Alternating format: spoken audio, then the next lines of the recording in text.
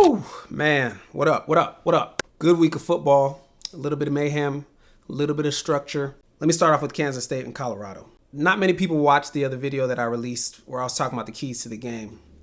The video was a little long. I'm working on trying to be a little bit briefer with my message. But I'm going to talk about the things that I said that were right. I'm going to talk about the things that I said that I missed on. And I didn't miss on many things, except for the fact that I wanted Colorado to win. I missed on that. I missed on the score prediction. I said 38-34 Colorado. Score ended up being 31-28 Kansas State. I said that the key players for Kansas State were going to be Avery Johnson and DJ Giddens. It was really more so DJ Giddens and then Avery Johnson.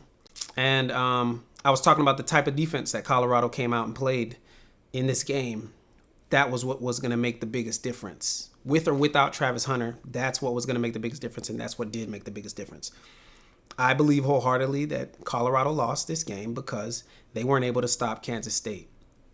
Few stops there at the end, and that was nice to see. You know, they started holding them. I think in the second half, they only gave up about 11 to 20 yards rushing or so.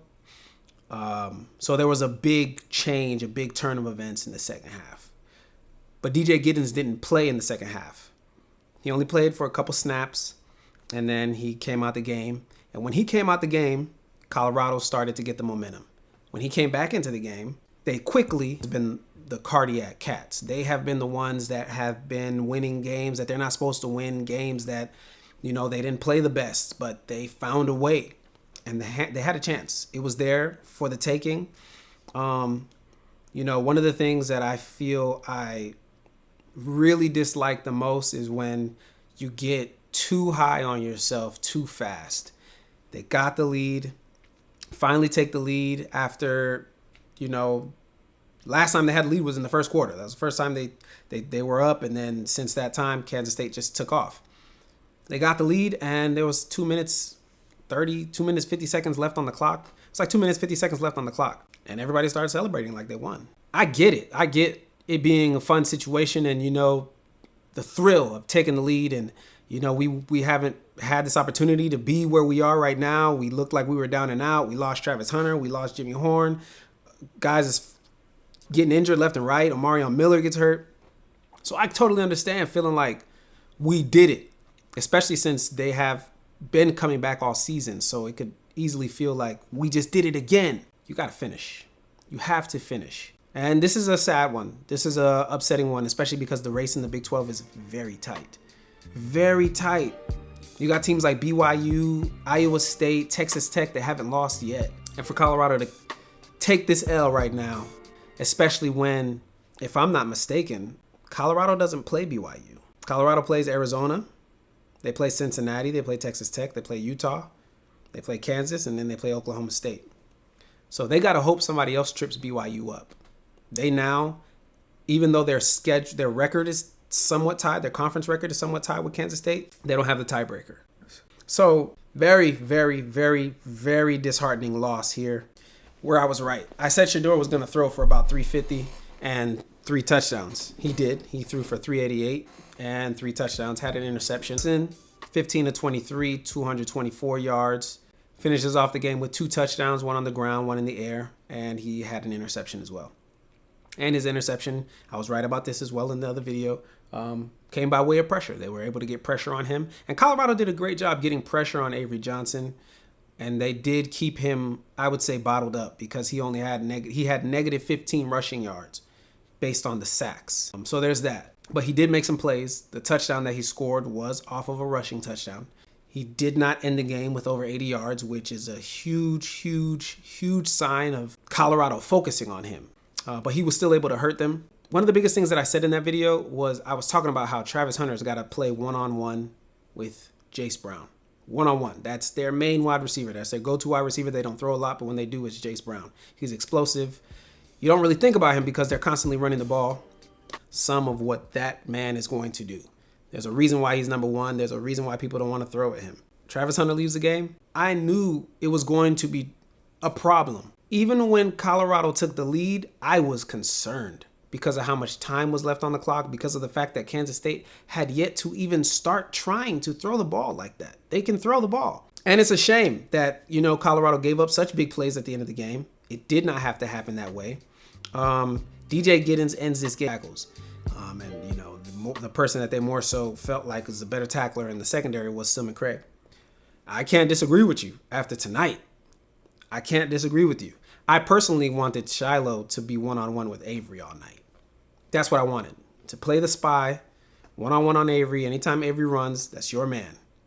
Somebody else is supposed to get Giddens, not Shiloh. Another person I was going back and forth with was talking to me about the size, telling me Colorado got size, man. They're big.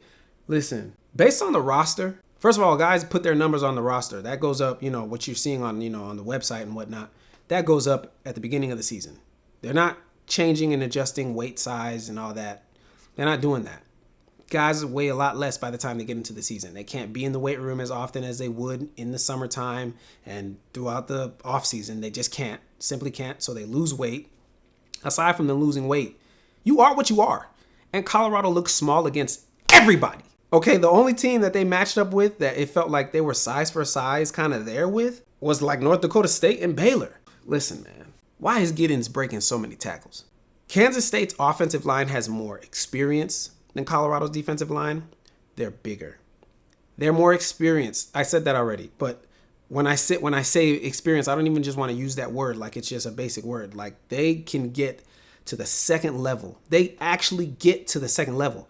Listen, this is not a game. Colorado ends this game with negative 29 rushing yards. That is ridiculous. That is embarrassing.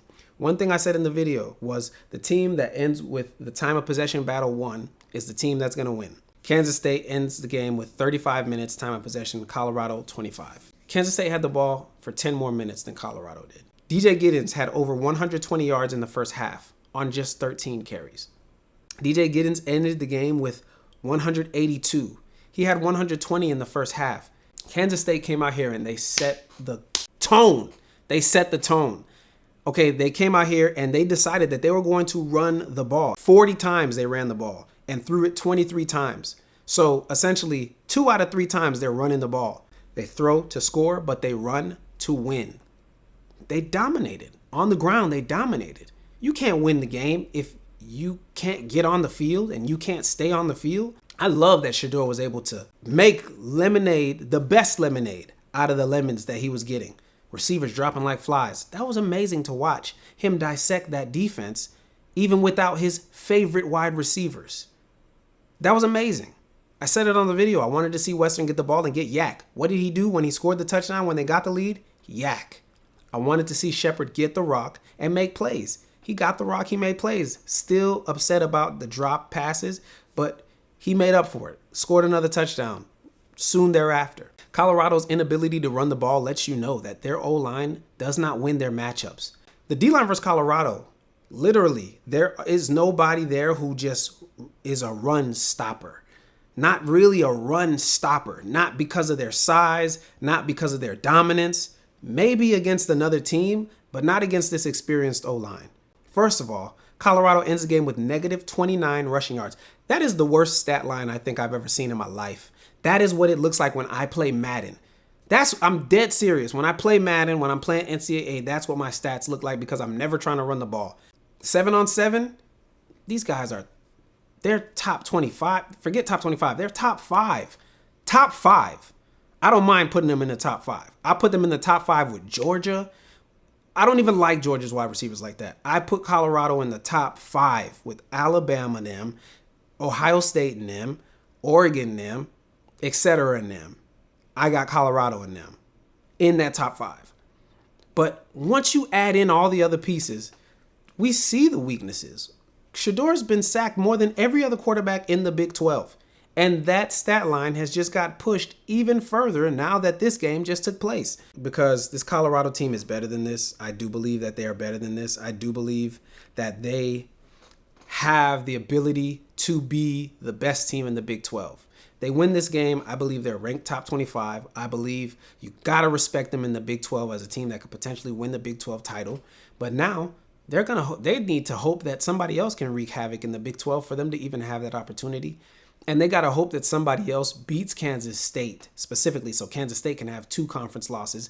And they got to hope that they don't lose no more. They got to run the table. Too much pressure. It's too much pressure on a team that's already given up the most sacks in the conference. Kansas State put up 6 sacks against Colorado and Shedeur. He was already sacked 17 times before this game. He's been sacked 23 times now. I don't know what to say about the O-line at this point because I think that you got Shedeur, you got a guy who can throw it, who's not scared to throw it, who wants to throw it, and he'll throw it and spread the ball around to everybody. And then you got an O-line that's not taking pride in their matchup. And maybe I don't even need to go to this place of saying, take pride in your matchup, win your matchup. Maybe it really just boils down to the fact that they can't stop people. They can't stop somebody who wants it better than them. If there's a D lineman who wants it better than them, they can't stop them. You see it all throughout football. I talk about this a lot on this channel. This game is not just about the studs on your team. It's not just about your superstar. This game, it takes all 11. You still got to win your matchup. You got to do your job, but it takes all 11. It takes all 11. So you as a DB, you done shut down your man, but the D-line just got ate up by the O-line. Now the running back on the second, now the running back is on that second level, and now you got to go and tackle somebody who 230 pounds. Bro, I used to hate it when I was in college, and it's a 230-pound dude who I see in the weight room every day, and I see how he be banging out the weights, and now I got to go and hit him? I'm 5'9", 175. I got to go hit him? He weighed 50 more pounds than me, and it's on me? I'm going to go up there, and I'm going to do what I got to do. But Lord, all day, DJ Giddens in the second level, all day. Tearing Shiloh up. That makes 2 times now. Shiloh done been exposed. Nebraska was tearing Colorado up in that first half. On the ground. Tearing them up. And I'm talking about power runs. And that does something to a team. It do something to your psyche. When you see one of your best players getting ran over, getting shook. Remind me of LaDainian Tomlinson. His game need a little bit of refining here and there, and he got time to make that happen. But Kansas State, good ball club, good win, much needed win. I'm happy for those guys because above all else, even though I wanted Colorado to win, what I love most and what I'm the most loyal to is good ball. And Kansas State deserved that. They deserve that win.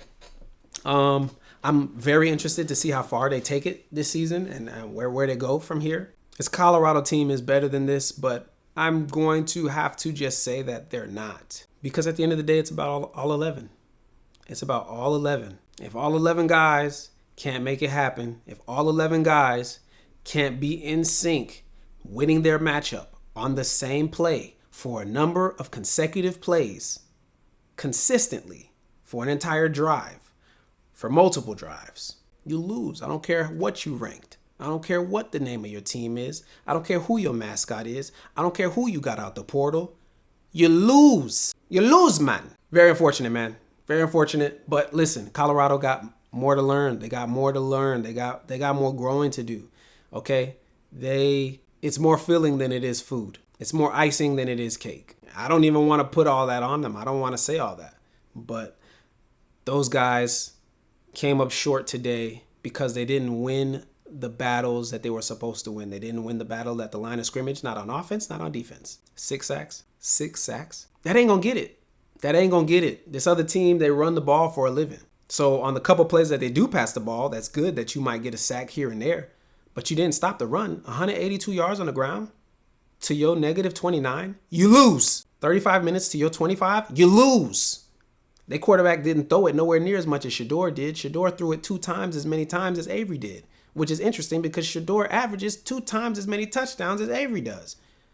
And you still lost because you can't win the battle on the ground. You can't win the battle between the trenches. I really want this Colorado team to be successful, but for them to be successful, one thing that they did this season that really changed the tide and is the reason why their record is already better at this point than it was last season is they didn't just recruit players, they recruited coaches. If this Colorado team goes into that portal and they recruited one tight end who can catch the ball and block, this team wins this game. They don't have that. They don't have that. They don't have that. They don't use the tight end. The running backs in particular, aside from Shedeur, Hayden had 11 yards on the ground and Augustin had 10. Augustin had 3 carries. Hayden had 7. Hayden averaged 1.6 on the ground. Augustin averaged 3.3. That ain't gonna get it, dog. That ain't gonna get it, dog. Nah, dog. Nah, dog. It's more flash than substance. I don't want it to be that way. But they don't have the physicality that's needed to win these games. These kind of games are not just about your star players. Because look at the fact that they were able to still do what they were able to do without Travis Hunter in the game for over 2 quarters. They're missing their best player on both sides of the ball. Now, if Travis Hunter's out there in this game, they probably still pull this game out and people are just putting more perfume, more cologne on Musk because they're still not winning on the line. Don't let this Colorado team go to the playoffs and end up playing somebody like Georgia, LSU. These guys can get hurt. People are trying to come at me because I'm saying that the team looks small. If you want to say they're big, okay, call them big. Well, they play small. Win your matchup and you mess around and win the game. I ain't even put no money on this and I'm upset because I want the best for Deion Sanders. Been a fan of his all my life. And, you know, fan of his son, fan of how he treats his son and how he's raising his son and, you know, love to see all that. But ultimately that ain't got nothing to do with the game. The game is the game and they got that L tonight. But it was a great game. Great atmosphere. Great atmosphere. Man, I wish I could have been out there instead of Hodge. Oh, I knew it was coming. I knew it was coming. And the fact that nobody guarded Giddens out the backfield. How is he that wide open?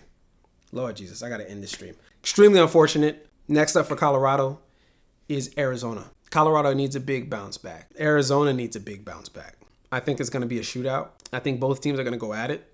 Arizona loves to throw the ball more than they should sometimes. Kansas State's next game is against West Virginia. That'll be a good one. BYU's next game is against Oklahoma State. I don't know what's going on with Oklahoma State right now.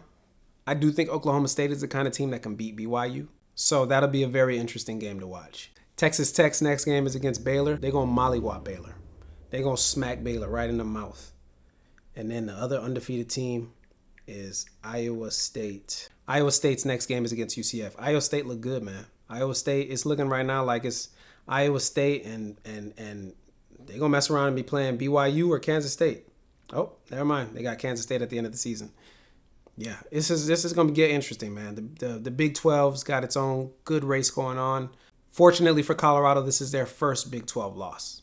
So somebody starts tripping up these other teams, then they'll have the opportunity to be in the mix. But for now, they're going to have to lick their wounds. They're going to have to try to figure out how to bounce back from this. And I'm hopeful that they can. But it's 2 years now for Deion at Colorado and 2 years now where the O-line is just mistreating his son. I don't know what else to make of that. A lot of thoughts running through my head right now.